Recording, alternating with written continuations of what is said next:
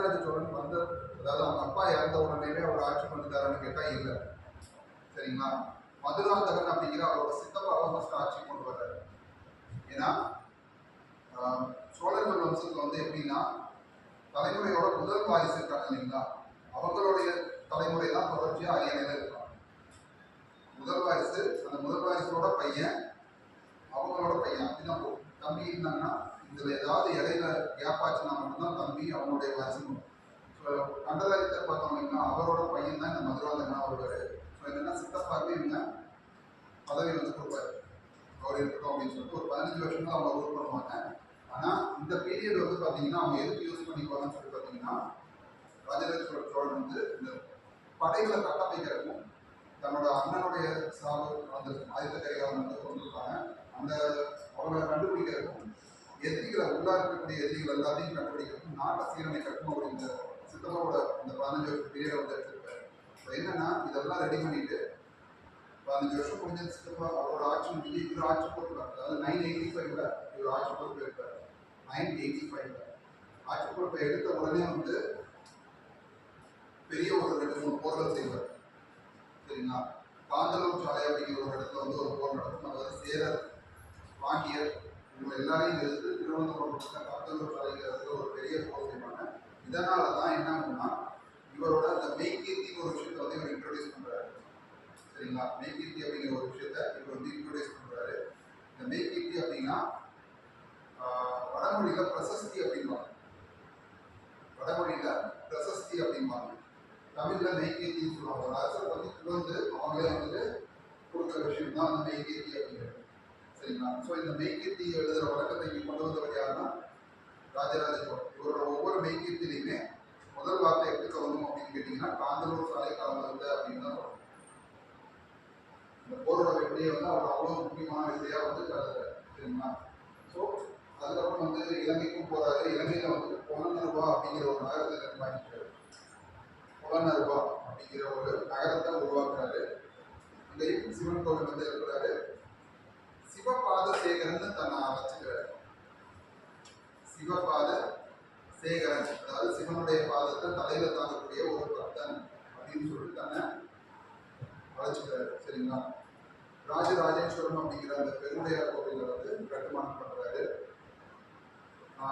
இவரோட வேற முக்கியமான கன்வெஸ்ட் அப்படிங்கிறது பெரிய அளவு இல்லை. அதாவது நீங்க பார்த்த இந்த பகுதிகள் எல்லாத்தையுமே அவர் தான் ஃபர்ஸ்ட் கன்வெஸ்ட் பண்ணாரு. சரிங்களா? வட இந்தியாவில் சாளுக்கிய தேசத்துக்கும் அவருடைய படையெடுப்பு அப்படிங்கிறது இருக்கு. சரிங்களா? ஸோ இந்த பீரியட்ல தான் வந்து சோழர்களுடைய ஆட்சிங்கிறது வந்து கன்சாலிடேட் ஆகுது.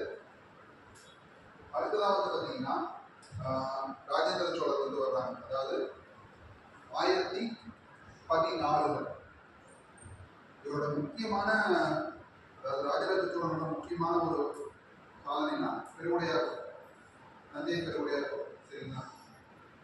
தஞ்சை பெருவுடையார் கோவில் வந்து கிட்டத்தட்ட ஒரு 7 வருஷங்கள்ல கட்டி முடிக்கிறார். சரிங்களா? 1012 அதுக்கான கும்பாபிஷேகம் அப்படிங்கிறது நடக்குது. 2 வருஷங்கள் அந்த கும்பாபிஷேகத்துக்கு அப்புறமா பின்னாடியே வந்து ராஜேந்திர சோழரோட தன்னுடைய இணை அரசராக அறிவிக்கிறார். ஏன்னா இவருக்கு முன்னாடி வந்து இவர் பல வாரிசுரிமைகளை வந்து பார்த்துருக்காரு, சண்டைகளை வந்து பார்த்துருக்காரு. வாரிசுரிமை சண்டைகள் வந்து பல சண்டைகளை இவர் பார்த்துருக்காரு இவருக்கு முன்னாடி. அதனால என்ன ஆகும்னா நாடு வந்து குழப்பமான நிலைக்கு போகுங்கிறத தெரிஞ்சுக்கிட்டு நான் இருக்கும்போதே அடுத்த அரசனா வந்துட்டு இணை அரசனா ராஜேந்திர சோழரை அறிவிக்கிறாரு. 2 வருஷங்கள் 2 பேரும் சேர்ந்து ஆட்சி பண்றாங்க. 1014 இருந்து 1008 வரைக்கும் ராஜேந்திர சோழர் ஒரு பேரரசராக வந்து தனிப்பட்ட முறையில் ஆட்சி செய்கிறார். 1014 ராஜராஜ சோழர் வந்து இறக்குறாங்க. சரிங்களா? அவங்களுடைய இறப்பு அப்படிங்கிறது வந்து இன்னைக்குமே ஒரு வன்மமான இறப்பாக இருக்கு, இந்த வெற்றியாக இருந்தாங்க. சரிங்களா? ஸோ ராஜேந்திர சோழர் இவருக்கான சிறப்பு பெயர்கள் அப்படின்னு பார்த்தீங்கன்னா கடாரம் கொண்டான், சரிங்களா, கங்கை கொண்டான், கடாரம் கொண்டான் அப்படிங்கிறதுலாம் இவருக்கான சிறப்பு பெயர்கள். இங்கிருந்து ஸ்ரீவிஜயம் அப்படிங்கிற நாடு, அதாவது இப்ப இருக்கிற இந்தோனேஷியா வரைக்கும் இவங்களுடைய கட்டுப்பாட்டில் இருந்தது. சரிங்களா? இங்கிருந்து இந்தோனேஷியா அப்படிங்கிற அந்த நாடு வரைக்கும், ஸ்ரீவிஜயம் அப்படிங்கிற அந்த நாடு வரைக்கும் இவங்களோட கட்டுப்பாட்டில் வந்து இருந்தது. ஸோ இதெல்லாம் வந்து ராஜேந்திர சோழருக்கான முக்கியமான சாதனைகள் அப்படின்னு சொல்லி சொல்றோம். சரிங்களா? அப்புறம் வந்து குறிப்பா வந்து கங்கை படையெடுப்பு பற்றி சொல்லணும் அப்படின்னா இவரோட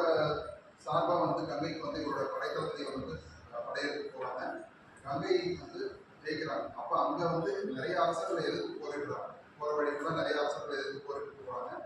முக்கியமான அரச வம்சம் யாரை எதிர்கொள்றாங்கன்னு சொல்லி பார்த்தீங்கன்னா பாலர்கள். கேள்விப்பட்டிருக்கீங்களா? அதாவது நான் விக்ரமசீலா பல்கலைக்கழகம் கேள்விப்பட்டிருக்கீங்களா? நாலந்தா, விக்ரமசீலா, தட்சசீலா. இதுல இந்த விக்ரமசீலா அப்படிங்கிற அந்த பல்கலைக்கழகம் வந்து பீகார்ல இருக்கு. சரிங்களா? நாலந்தால இருந்து ஒரு பக்கத்துல தான் இருக்குன்னு வச்சுக்கோங்க. இந்த விக்ரமசீலா பல்கலைக்கழகம் வந்து ஏற்படுத்தணும்னா பாலர் வம்சத்தை சேர்ந்தது. சரிங்களா? இந்த பாலர் வம்சம் அவங்களுடைய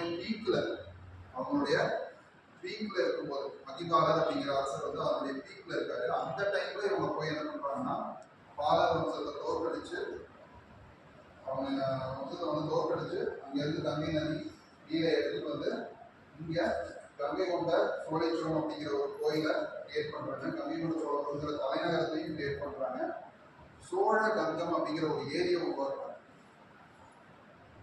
சோழ கங்கம் அப்படிங்கிற ஒரு ஏரியை உருவாக்குறாங்க.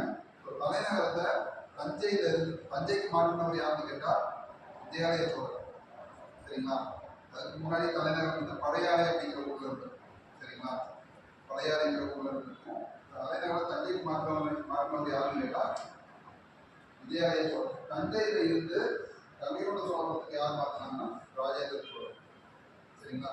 சோழ அரச வம்சத்துல கடைசி அரசன் யாருன்னு பார்த்தீங்கன்னா அதிராஜேந்திரன் அப்படின்னா. அதிராஜேந்திரன் இவங்களுடைய வம்சாவளியில கடைசியா இருக்கும். சரிங்களா? இவங்களுடைய